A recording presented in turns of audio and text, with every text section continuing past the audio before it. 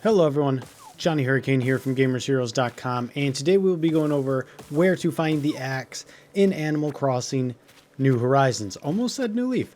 Let's get started.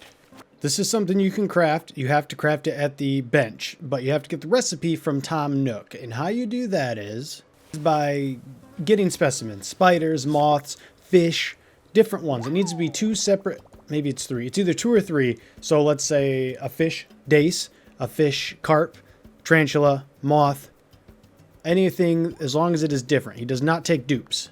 When you have them, speak to him, tell him you found a creature. He'll say, oh, splendid, let's see what you got. And then hand over one of them. And then he'll say thanks, and he'll give it to Blathers or whatever.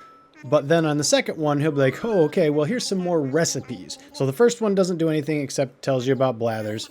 Second one gives you the recipes for the axe. And then, of course, you need to get the materials, which is a stone and tree branches. Tree branches, simple enough. Just shake a tree. It'll fall out eventually.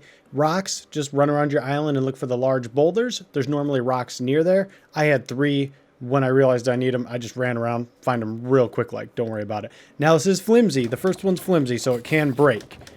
You might want to build 2 just in case. From there, you can go and hit your trees and get wood. Now, don't worry about knocking your trees over. You can hit any tree you want. It doesn't actually destroy the tree. It just takes the wood out of the tree. So hit whatever tree, your fruit trees, whatever trees you want, they'll be fine.